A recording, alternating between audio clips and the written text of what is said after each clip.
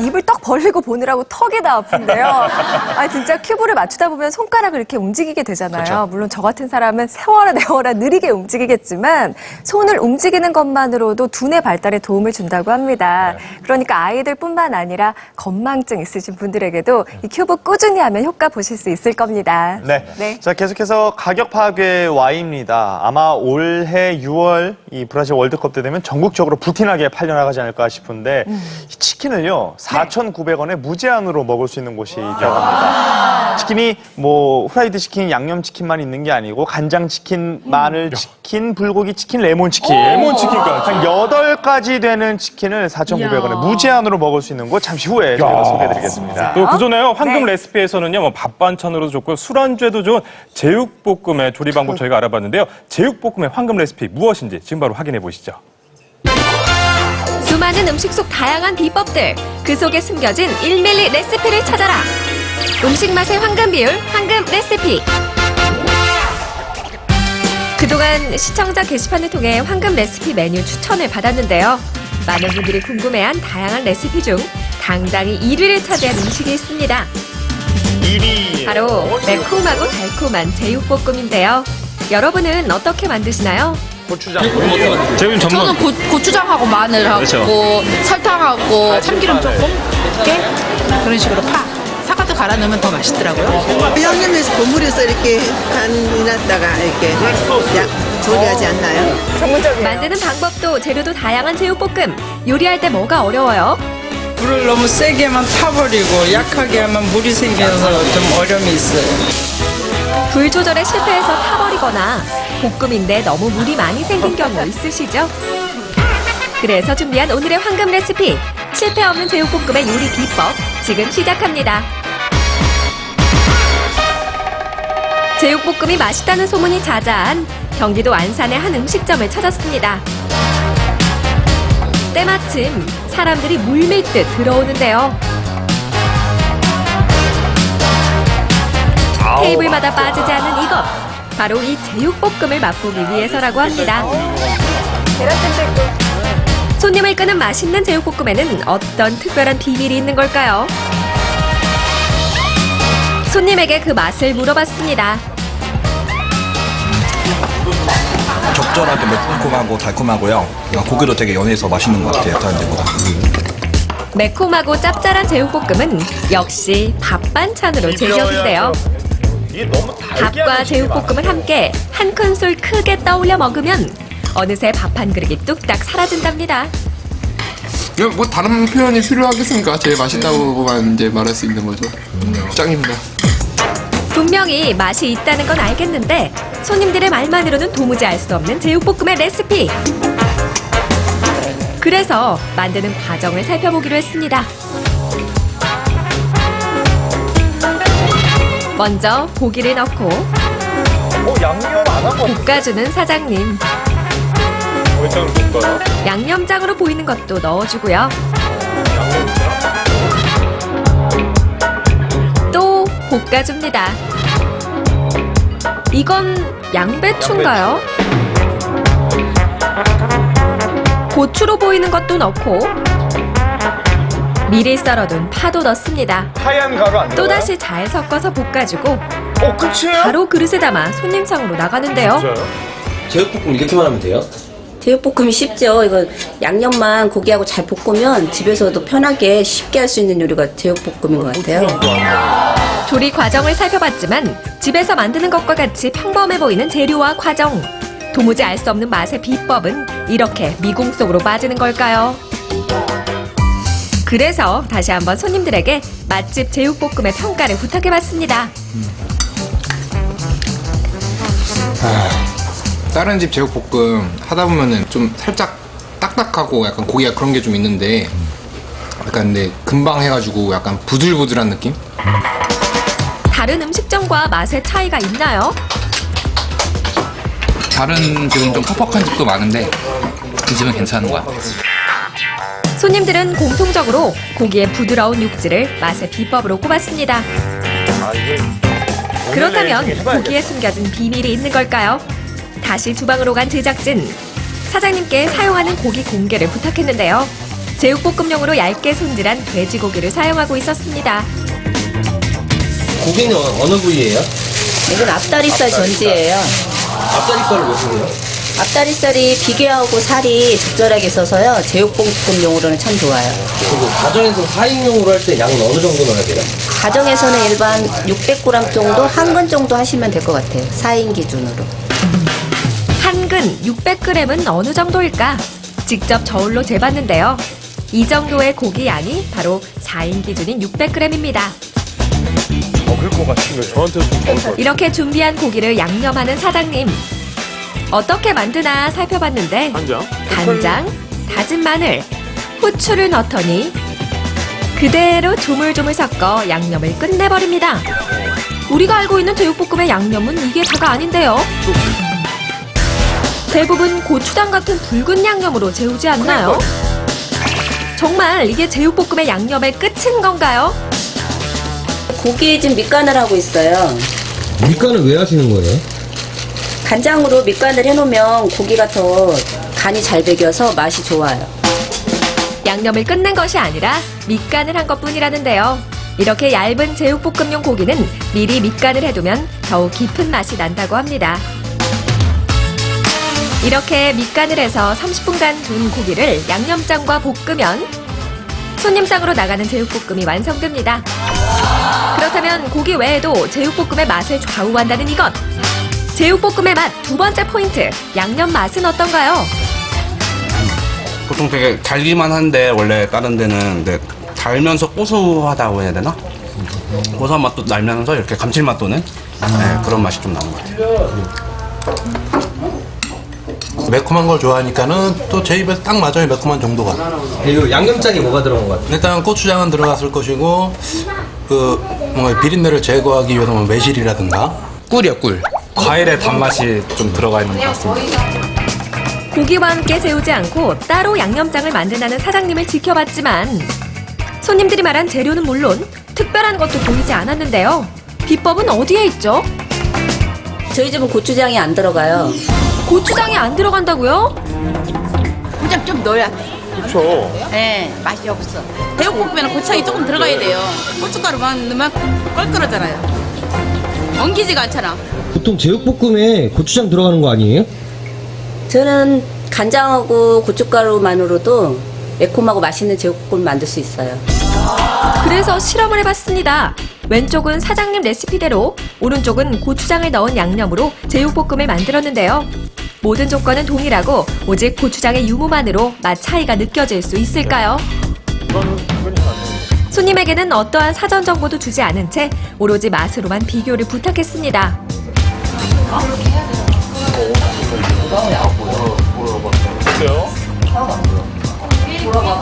첫 번째 거는 되게 좀 더 텁텁한 맛이 나고요.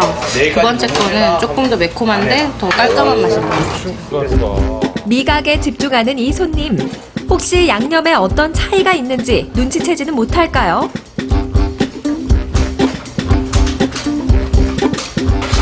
좀 더 맵나요? 얘는 고추장이 들어간 것 같아요. 텁텁하고요. 얘는 그냥 깔끔하게 매운 느낌?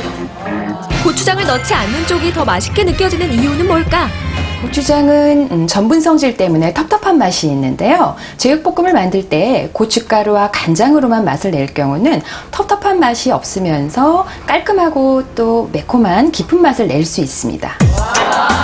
제육볶음의 당연한 양념인 줄 알았던 고추장. 이렇게 고추장을 뺀 양념장에서 가장 중요한 점이 있답니다. 양념의 그 배합 비율이 제일 중요하죠. 맛을 잘못하면 짜기도 하고 어떻게 하면 달기도 하고 이러니까 혼합 비율이 제일 중요한 것 같아요. 바로 맛있는 양념장을 만드는 비율에 그 비밀이 있다는 것. 사장님의 양념 비율은 어떻게 될까? 먼저 지켜보기로 했는데요. 간장 3큰술을 넣고 고춧가루를 2큰술 넣어줍니다. 그러고는 또 다른 고춧가루를 넣는데요. 두 가지의 고춧가루를 넣는 모습을 포착했습니다. 저희 집은 일반 고춧가루하고 청양고춧가루를 1대1로 섞어서 써요. 두 두 가지 고춧가루의 비율은 1대1. 두 가지의 고춧가루를 함께 쓰면 매콤한 맛이 더 깊어진다고 하는데요. 매번. 그 다음으로 넣는 이건 뭐죠? 아니에요? 간양파인데요. 그 매운맛, 청양고추의 매운맛을 잡아주고 단맛을 더해줄 수 있어요. 거의 신내렸어요. 간 양파 2큰술과 간 마늘도 반 큰술 넣고 고기의 잡내를 잡아주면서 양념의 숙성을 돕는 소주도 1큰술, 물엿도 5큰술, 후추 약간을 넣어 잘 섞어줍니다. 이렇게 양념장 준비는 끝인가요? 실온에서 한 30분 정도 놔뒀다가 볶아주시면 고춧가루의 텁텁한 맛도 없어지고 더 깊은 맛을 낼 수 있어요. 양념장도 밑간한 고기와 함께 30분간 실온에서 숙성시켜주면 고춧가루의 거친 식감과 텁텁한 맛이 사라진다고 합니다. 이렇게 완성한 양념장과 이제 고기를 볶는가 했는데 고기를 먼저 볶아버리는 사장님. 양념장은 고기를 익힌 다음 그제야 넣어주는데요. 이래도 괜찮은 거예요? 고기를 먼저 볶으면 고기가 익었는지 안 익었는지 확인이 가능하고요. 그리고 양념을 넣고 나중에 볶아도 타지 않아서 좋아요. 근데 고기만 먼저 볶으면 고기에 소스가 잘 배이지 않을 것 같은데요? 그래서 제가 처음에 밑간을 하는 거예요. 정말 고기를 먼저 볶아도 맛이 좋을까요? 궁금한 건 못 찾는 제작진. 이번에도 맛 비교 실험을 해봤습니다. 고기를 먼저 볶고 난 후 양념장을 넣은 제육볶음과 양념장에 미리 버무려서 볶은 제육볶음. 양념장을 넣는 순서만으로도 맛의 차이가 날까요?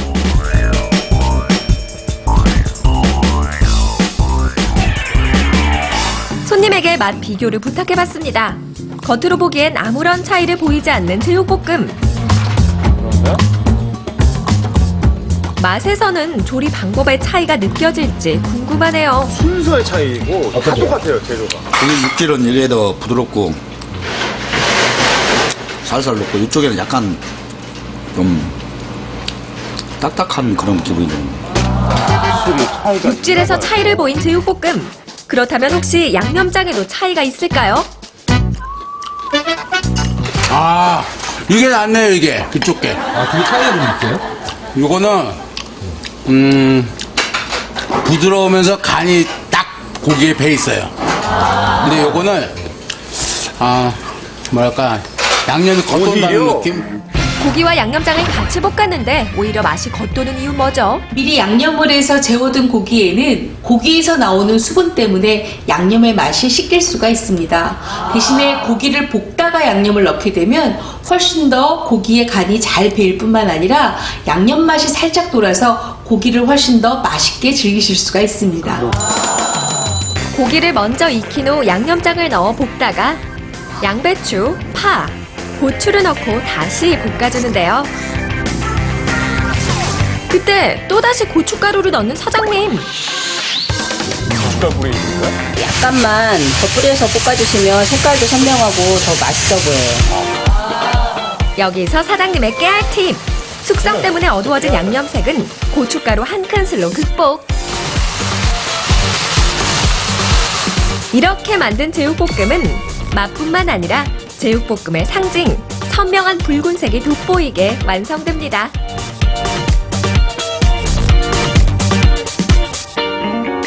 그런데 제작진이 발견한 또 다른 궁금증. 혹시 이 궁중팬에도 비밀이? 일반적으로 가정에서 제육볶음은 프라이팬으로 요리하는데요. 궁중팬을 사용하는 특별한 이유가 있을까요? 사장님 왜 궁중팬을 사용하세요? 네, 궁중팬을 써야 고기가 타지도 않고요. 더 부드럽게 볶을 수 있어요. 정말 조리 도구에 따라 맛에서 차이가 나는 걸까? 왼쪽은 궁중팬을 사용해서 제육볶음을 조리하고 오른쪽은 일반 가정에서 쓰는 프라이팬으로 제육볶음을 만들어봤는데요. 먹어보지 않아도 그 차이가 느껴지시나요? 네. 약간 색깔이 다르죠. 잘 익어서 맛있어 보이는 궁중팬 제육볶음과는 달리 조리 시간과 불 조절을 똑같이 했음에도 타버린 프라이팬 제육볶음. 왜 이렇게 된 걸까요? 궁중팬은 열기를 분산시켜 고기의 수분이 쉽게 날아가지 않기 때문에 고기의 식감을 그대로 잘 살려서 조리할 수 있습니다. 이렇게 쉽게 잘 타는 제육볶음. 맛있게 만들려면 불 조절이 정말 중요한데요. 사장님 불 조절 어떻게 하세요? 네, 고기는 중간 불에서 충분히 익은 걸 확인하시고요. 그 다음에 센 불에서 양념장과 야채를 넣으시고 빠른 시간 안에 조리를 해주시면 맛있는 제육볶음이 됩니다. 마지막으로 고춧가루 한 큰술을 넣고 30초만 볶아주는 것도 잊지 마세요. 쉬운 듯 어려운 듯 걱정만 많았던 제육볶음 요리 방법. 이제 누구나 쉽고 맛있는 제육볶음 만들 수 있겠죠? 정리해주세요. 제육볶음 레시피 다시 살펴볼까요? 네. 고기 밑간부터 시작합니다. 간장 2큰술, 600g 고기를 준비하고 간장 2큰술, 다진 마늘 반 큰술, 후추 약간을 넣어서 잘 버무려줍니다. 이대로 30분간 실온에 두시고요. 양념장 만들기로 넘어가 볼게요. 간장 3큰술, 일반 고춧가루를 2큰술 넣어주시고요. 청양고춧가루. 같은 비율로 청양고춧가루 2큰술 넣어줍니다. 간양파 2큰술과 간마늘 반 큰술, 소주 1큰술과 물엿 5큰술을 넣고 집중하게 만들어요. 후추를 약간 넣은 다음 잘 섞어서 고기와 함께 30분간 실온에서 숙성시켜주세요. 본격적으로 고기를 볶아볼까요?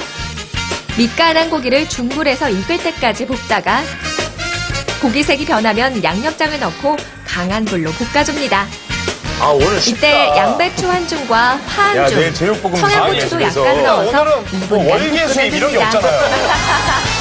다 집에 있는 거고. 무슨 진액 이런 마지막으로 맛있는 색을 내기 위해 고춧가루를 한 큰술 넣고 30초간 빠르게 볶아주면 제육볶음 완성! 야, 마음에 드네요. 보기 좋은 떡이 먹기에도 넣어야죠. 좋죠. 깨. 맛있는 색깔 입은 제육볶음이 완성됐습니다. 고추장 없이. 절대 실패할 걱정 없는 제육볶음 레시피 잘 보셨나요? 맛있는 비법 포인트만 잊지 않으면 평범한 재료들로 누구나 쉽게 만들 수 있으니 걱정할 필요 없겠죠?